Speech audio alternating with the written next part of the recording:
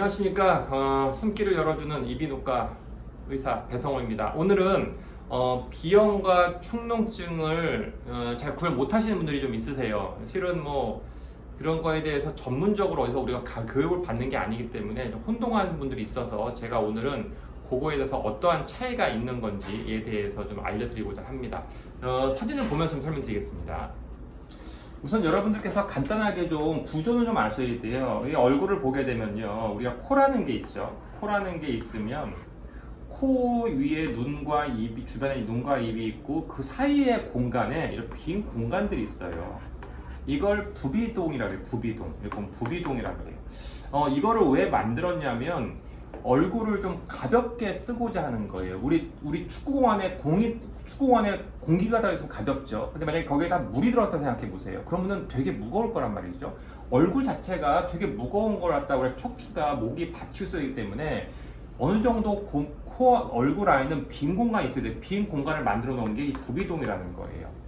그래서 코에 문제가 생기면은 이 부비동이 같이 문제가 되는데, 왜냐하면 얘네들도 어디랑 통해 있어야 돼요. 소통이 된다는 얘기죠. 그 소통되는 데가 어디냐면 결국에는 코예요. 근데 여러분들의 눈물이 빠져나오는 데가 코고요. 귀에 물이 빠지는 게 코예요. 코는 어찌 보면은 얼굴의 하수구다라고 생각하시면 돼요. 그래서 감기에 걸리면, 코감기에 걸리면 그게 눈으로 가면 결막염, 귀로 가면 중이염, 이 빈 공간으로 가면 부비동염, 그걸 축농증이라고 해요. 그런데 혼동하시는 게 뭐냐면, 그럼 비염과 축농증은 같은 거냐 다른 거냐? 자, 어떻게 하냐면 실은 그게 같기도 하고 다르기도 해요. 무슨 생뚱맞은 얘기냐? 소아에서는 비염과 축농증, 즉 비염과 부비동염을 그냥 비부비동염이라는 진단명으로 내요. 여러분들이 아기를 데리고, 유치원생을 데리고 이비인후과를 가면 감기 걸렸는데 어떤 의사는 비염이다라고 하고 어떤 의사는 축농증이라고 할 수 있다라는 얘기인 거예요. 왜 그러냐면 애들은요, 코와 이 부비동의 간격이 너무 좁고요, 이 구멍이 되게 넓어요. 그러니까 어찌 보면은 통일돼 있는 거예요.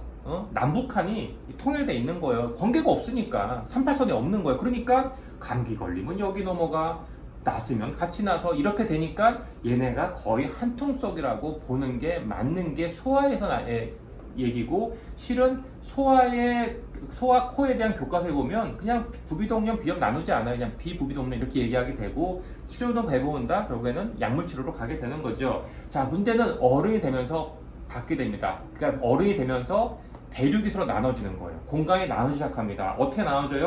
이 구멍이 작아져요. 얼굴은 크는데 이 구멍은 어릴 때 구멍을 그대로 갖고 있거든요. 그럼 서로 분리가 되죠. 분리가 되면 또 하나는 뭐냐면, 크면서 원래 이 구멍이 어릴 때는 코의 아래쪽에 있어요. 그러다가 점점 위로 올라가요. 그러니까 담벼락에 올라가다고 생각하시면 되는 거예요. 옛날에 서로 소통했는데 이제 소통을 못하게 나눠져 버렸죠. 그러면서 어른이 되면 비염과 부비동염은 나눠야 됩니다. 다른 질환이 되는 거죠. 비염 뭐예요? 콧구멍 안에 생기는 거, 코 안에 생기는 거. 감기도 실은 비염이라고 해요. 급성 비염. 우리가 고민하는 건 보통은 만성 비염이죠. 감기 안 걸렸는데 계속 콧물 나, 재채기나 가려워, 이런 걸 우리가 만성 비염이라고 얘기하고, 거기서 이제 구조가 안 좋은 비염도 있고 알러지 있는 비염도 있고 나누게 되죠. 결국 코 안에서 생기는 걸 우리가 비염이라고 얘기하는 거고, 그 밖으로 부비동염으로 퍼졌다, 부비동염, 축농증, 이렇게 해야죠. 이걸 구별하는 이유가 뭐냐면, 어른들은요 이렇게 넘어가기가 쉽지가 않아요. 이제 담벼락이 생긴 거죠. 구멍이 좁아졌죠. 거기를 통과하는 게 쉽지가 않더라는 거예요. 그런데 거기를 통과했다, 넘어갔다, 어른들은 좀 골치 아파요. 왜냐하면 어른들은 구멍이 넓지 않기 때문에 약을 먹어도 효과가 별로 없고, 그 다음에 거기 자꾸 오랫동안 치료가 안 되게 되고, 이런 결국 뭐 해야 되겠어요? 결국 약으로 안 되면 수술하셔야 돼요. 수술을 안 하면 어떻게 돼요? 이 옆에가 눈이에요, 밑에가 이빨이에요, 위가 뇌예요. 각종 두통, 치통, 거기에 염증을 일으킬 수 있기 때문에 축농증이 위험하다고 하는 거죠. 그러니까 비염은 귀찮은 거, 축농증은 위험한 거, 이렇게 이해하셔야 되고, 여하튼 조금 성인은 구별할 필요가 있다 정도는 여러분께 오늘 아셔야 되겠고요. 뭐 비염 치료, 축농 치료는 제가 전에도 유튜브 영상을 많이 찍었기 때문에 그거 보시면 또한 이해가 될 겁니다. 그래서 오늘 설명드린 내용은 뭐 어려운 내용은 아닙니다. 그러니까 비염과 축농증을 어떻게 구별하는지에 대해서 말씀을 드렸고요. 하여튼 여러분들께서 뭐 동네 이비인후과 가시면 이 정도는 쉽게 구별할 수 있을 거예요. 구별하시고 만약에 그런 거에 대해서 좀 어려움이나 혼란스러움이 있으면 그때 저희 병원에 오면 제가 더 자세히 설명드리겠습니다. 감사합니다.